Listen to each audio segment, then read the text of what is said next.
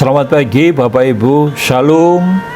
Saya percaya Tuhan telah memberikan kepada kita istirahat untuk kita bisa melepaskan segala kepenatan kita, agar kita bisa melakukan aktivitas kita sepanjang hari ini dan menikmati kasih karunia dan berkat Tuhan yang telah disediakan.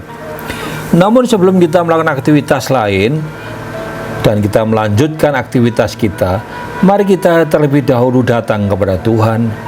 Kita mendengarkan renungan kita pagi hari ini yang diberikan tema tuaian banyak, pekerja sedikit.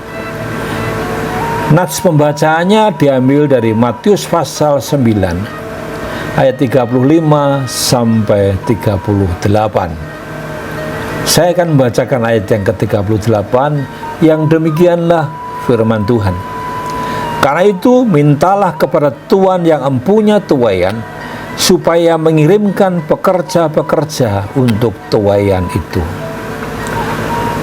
Bapak Ibu yang dikasihi Tuhan Kristus, kita tahu bahwa Tuhan Yesus adalah misionaris yang sempurna, yang diutus Allah ke dalam dunia untuk menyampaikan dan memberitakan Injil Kerajaan Surga bagi semua orang. Tuhan Yesus pergi memberitakan Injil kemana-mana. Ia berkeliling ke semua kota dan desa. Ia mengajar di dalam rumah-rumah ibadah dan memberitakan Injil keselamatan, yaitu Injil Kerajaan Surga, serta melenyapkan segala penyakit dan kelemahan manusia. Dapat kita lihat dari ayat yang ke-35. Misi Tuhan Yesus bukan hanya untuk menyelamatkan sekelompok orang, tetapi untuk semua orang di Yerusalem dan di seluruh Yudea dan Samaria dan sampai ke ujung bumi. Terdapat dalam Kisah Para Rasul 1 ayat yang ke-8. Inilah keinginan hati Allah, agar semua orang yang berdosa boleh diselamatkan.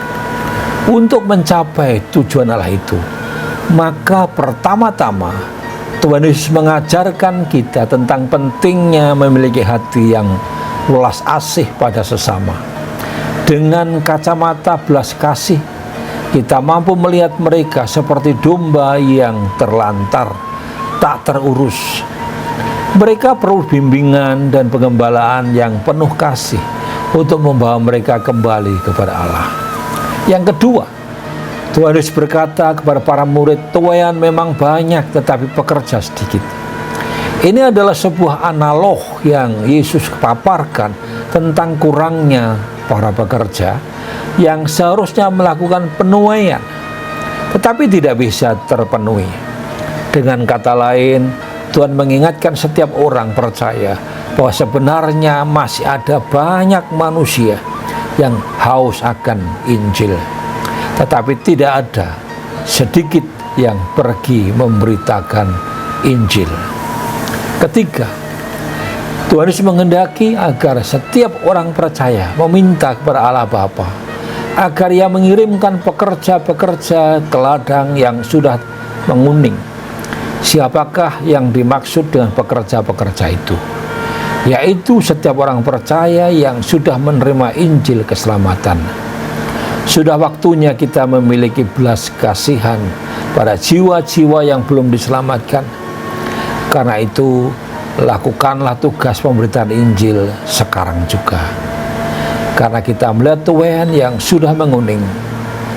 Pertanyaannya, apakah diri kita tergolong pada kategori penonton atau pekerja?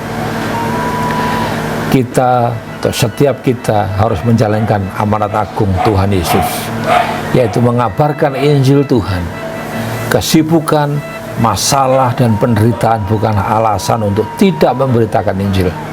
Kita harus mempertanggungjawabkannya semua itu di hadapan Tuhan, karena Tuhan menghendaki agar kita boleh memberitakan kabar sukacita kepada saudara kita, keluarga kita, tetangga kita, kiri kanan kita, dan siapapun juga, termasuk rekan kerja kita. Mari kita mohon Tuhan menolong dan memampukan kita. Haleluya. Bapa di surga, terima kasih karena Kau mengingatkan kami agar kami boleh ambil bagian dalam pemberitaan Injil kebenaran, Injil yang menyelamatkan. Sebab itu, taruh pada hati kami hati yang penuh dan belas kasihan melihat orang yang belum terselamatkan. Jadikan kami saksi-Mu, dan kami mohon Kau juga mengirim orang-orang, jiwa-jiwa untuk dapat diselamatkan melalui apa yang kami lakukan dan melalui kehidupan kami. Terima kasih Bapa, dalam nama Tuhan Yesus kami menaikkan doa ini. Haleluya, amin. Bapak Ibu, hidup kita adalah surat terbuka. Maka itu jadikan kita aktivitas kita hari ini untuk bisa menyaksikan cinta kasih Tuhan, memberitakan kabar keselamatan yang membawa kehidupan kekal. Selamat beraktivitas, Tuhan memberkati. Amin.